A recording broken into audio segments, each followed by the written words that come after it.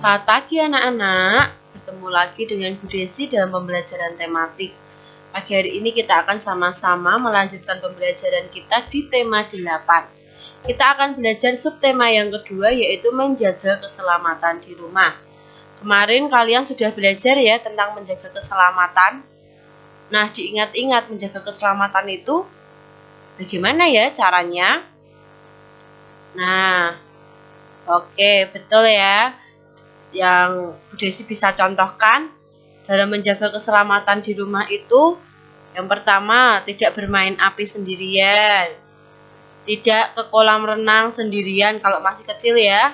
Kenapa kok tidak boleh? Karena bermain api dapat membakar rumah, membakar benda-benda di sekitar kita. Lalu kalau berenang, kalau misalnya kita belum bisa berenang, tiba-tiba ke kolam sendirian, kalau kita jatuh pasti akan tenggelam. Itulah menjaga keselamatan di rumah. Pasti kalian sudah belajar itu ya dengan Bu Novi waktu minggu yang lalu. Nah, sekarang kita mau sama-sama belajar. Yang pertama, dengan mengamati kartu pelajar, peserta didik dapat membaca teks pendek yang di dalamnya memuat aturan penggunaan huruf kapital. Yang kedua, dengan mengamati teks percakapan, peserta didik dapat membaca teks pendek yang di dalamnya memuat aturan penggunaan huruf kapital. Dan yang ketiga, dengan mengamati mode jam, peserta didik dapat menyatakan lama waktu kegiatan dalam satuan jam dan menit dengan benar. Nah, sekarang kita mau sama-sama belajar ya. Perhatikan dengan baik-baik. Kalian juga bisa buka buku tema 8-nya di halaman 54. Oke. Nah, jam menunjukkan pukul 14.00. Udin dan kakak membersihkan debu pada dokumen keluarga. Dokumen keluarga banyak jenisnya. Ada kartu keluarga, ijazah, surat keterangan lahir, akta kelahiran, KTP, dan surat berharga lainnya. Dokumen keluarga harus dijaga dengan baik. Nah, sekarang yuk kita mengamati dan membaca teks percakapan yang ada di layar. Ini adalah saat Kak Mutiara dan Udin membersihkan rumah. Kita baca bersama-sama ya. Dik, kita harus merawat dan menjaga semua dokumen keluarga dengan baik. Jika tidak, bisa saja dimakan tikus dan kecoa. Dokumen keluarga sangat berharga bagi kita. Jawab Udin, benar Kak. Jika tidak dirapikan dan disimpan dengan baik, dokumen ini bisa saja hilang atau dicuri orang lain. Nah, sebenarnya dokumen keluarga itu apa toh anak-anak? Apa itu dokumen keluarga? Nah, kalian bisa lihat gambar. Nah, ini adalah dokumen keluarga. Dokumen keluarga adalah dokumen penting milik keluarga. Contohnya, ada KTP. KTP itu yang ini ya, yang warna biru ini. Kalian bisa lihat punya orang tua kalian. Ini biasanya disimpan di dalam dompet atau di dalam tas. Lalu ijazah. Ijazah ini kalian terima ketika nanti kalian lulus dari sekolah. Misalnya lulus dari SD mau masuk ke SMP harus menggunakan ijazah. Dari SMP ke SMA harus menggunakan ijazah juga. Demikian seterusnya. Untuk mencari pekerjaan juga kalian membutuhkan ijazah terakhir dari sekolah kalian. Nah, ada kartu keluarga. Kartu keluarga ini pasti dimiliki oleh semua keluarga. Kalian bisa lihat, bisa minta ke orang tua kalian ya untuk melihat ini. Ini jangan sampai hilang anak-anak. Ini harus disimpan dengan baik. Selain kartu keluarga, ada juga akta kelahiran. Ini setiap anak memiliki akta kelahiran. Lalu ada surat keterangan lahir. Biasanya ini diberikan dari rumah sakit. Lalu ada sertifikat rumah, tanah, atau pajak. Nah, itu adalah dokumen penting milik keluarga yang harus disimpan dengan baik. Kalau hilang nanti urusannya panjang ya, karena itu sangat penting. Nah, Udin membersihkan kartu pelajar kakak. Kartu pelajar juga merupakan dokumen penting. kita harus menjaganya dengan baik. Nah, di sini ada kartu pelajar milik Kak Mutiara. Tadi Udin ketika bersih-bersih menemukannya. Nah, kartu pelajar SD Nusantara. Di sini ada nama, NIS, tempat tanggal lahir, dan alamat.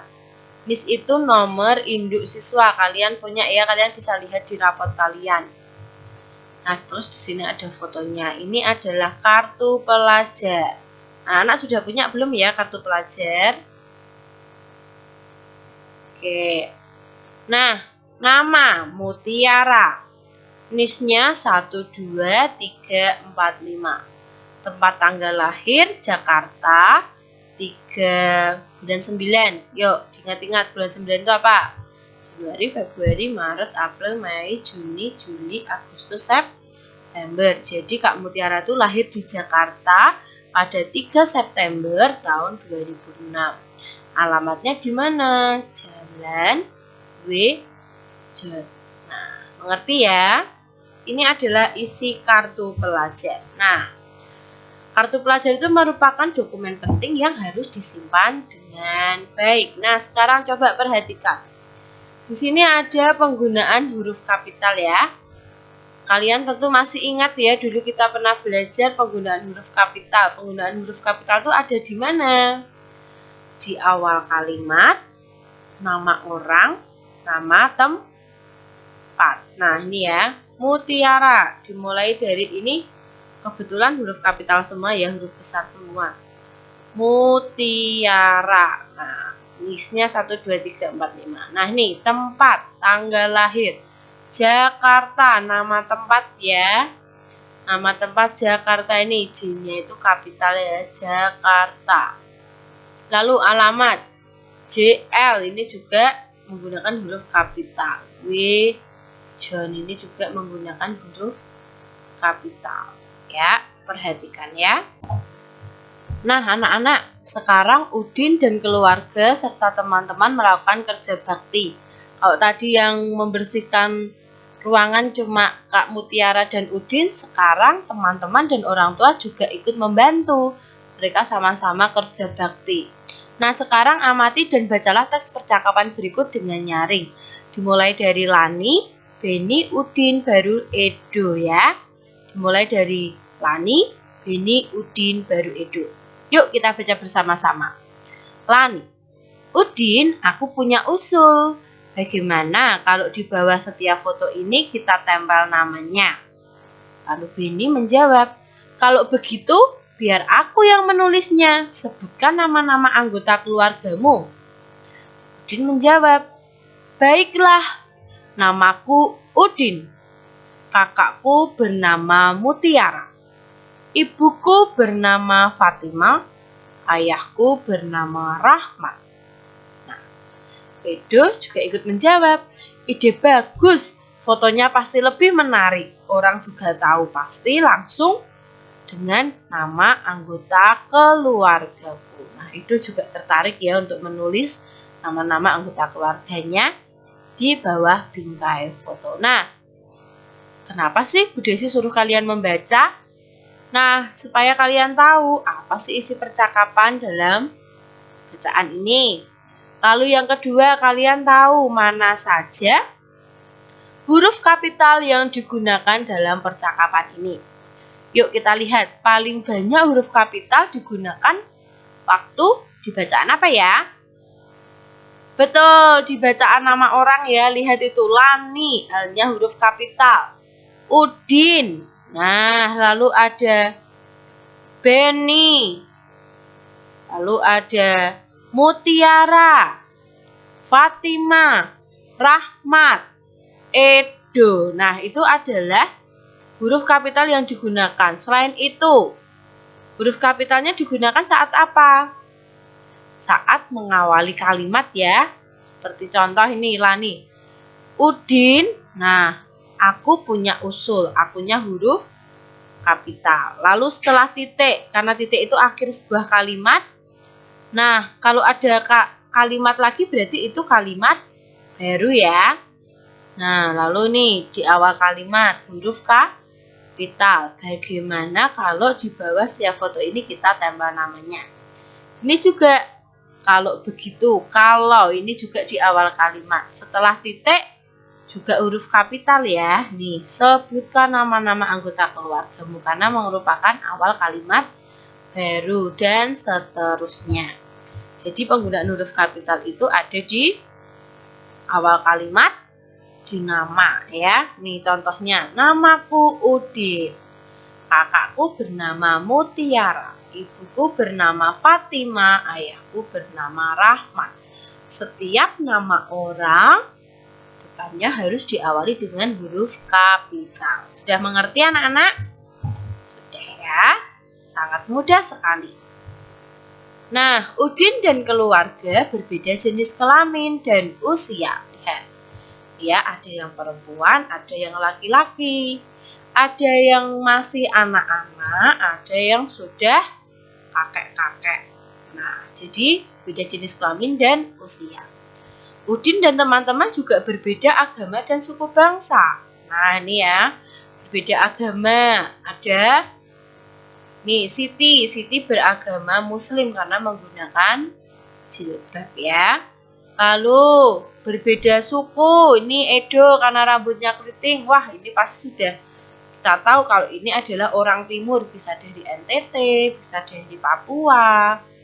Nah, ini ada yang lurus. Oh, lurus biasanya orang Jawa kalau rambutnya lurus, tapi ada juga orang Jawa yang rambutnya keriting. Nah, walaupun berbeda, mereka tetap kerja bakti bersama. Sikap mereka merupakan contoh wujud persatuan dalam keberagaman ya. Mereka juga hidup rukun ya, saling tolong menolong, membantu satu dengan yang lain tanpa membeda-bedakan. Oke, sekarang tadi kalian ingat tidak? Kakak Mutiara dan Udin membersihkan ruangan dari pukul berapa? Masih ingat? Masih ingat ya, mereka memulai membersihkan dokumen keluarga pada pukul 14.00. 14.00 itu pukul berapa? Pukul 2 siang ya. Nah, sekarang itu menunjukkan pukul 15.00 atau pukul 3. Coba kita amati ya. Nah, dari pukul 14.00 sampai pukul 15.00. Kira-kira lama waktu kegiatan atau mereka membersihkan dokumen itu berapa jam ya anak-anak? Ada yang tahu? Oke, good. Dari jam 2 sampai jam 3 atau pukul 14.00 sampai 15.00 adalah 1 jam. Nah, jadi lama waktu kegiatan membersihkan dokumen keluarga Kak Mutiara dan Udin itu 1 jam. Nah, tahukah kamu jika jarum panjang berputar 1 kali putaran dikatakan 1 menit? Jika jarum panjang berputar 60 kali putaran dikatakan dengan 1 jam. Jadi kesimpulannya 1 jam itu sama dengan 60 menit. Mengerti? Nah, dalam menghitung lama kegiatan, kalian bisa lakukan dengan jari juga. Misalnya dari jam 2 sampai jam 3, berarti 2 di mulut lalu 3 jari kalian. Nah, 2, 3. 2 ke 3 berarti 1, menunjukkan 1 jam. Nah, supaya lebih paham lagi, yuk kita belajar bersama-sama. Kalian bisa buka buku kalian halaman 59. Buka buku kalian halaman 59, kita mau kerjakan bersama-sama. Siap ya? Oke, soal nomor 1. Nah, jam berapa ini ya? Betul, pukul 8. Yang satunya pukul 10. Jadi jam 8 pagi sampai jam 10 pagi itu berapa ya lama waktu kegiatannya?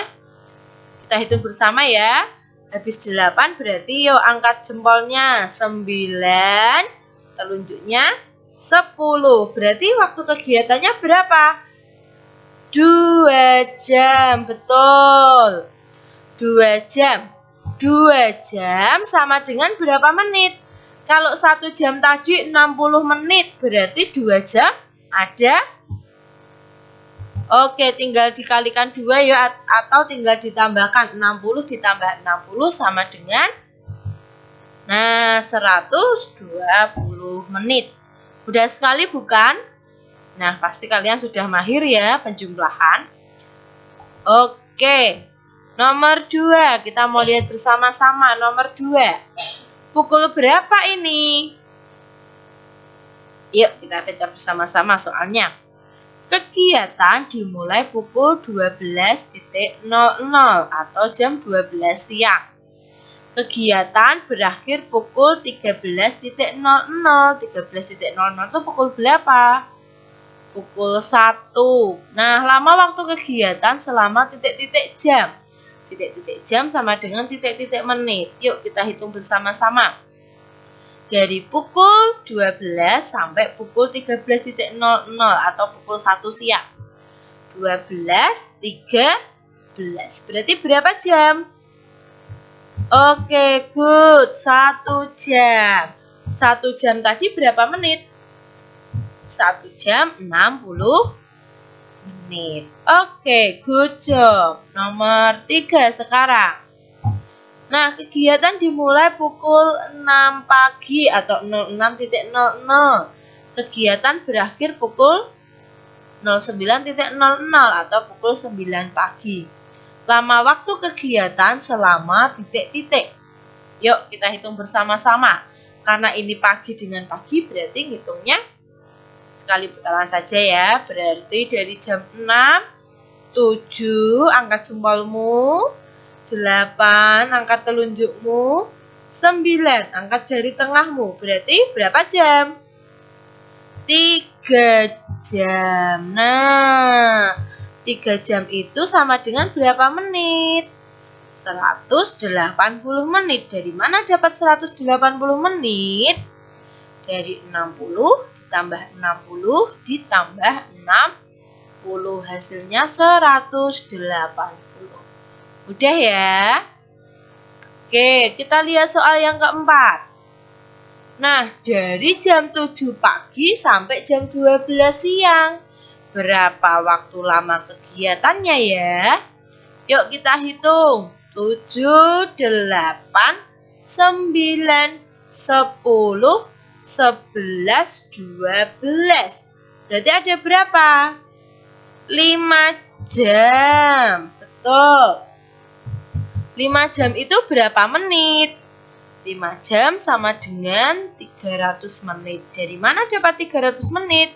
Ya, tinggal ditambahkan ya. 60 ditambah 60 ditambah 60 ditambah 60 ditambah 60. Hasilnya 300. Soal yang terakhir, nomor 5. Yuk dihitung bersama. Kegiatan dimulai pukul 09.00. Berakhir pukul 13.00. Lama waktu kegiatannya selama dari jam 9 sampai jam 1.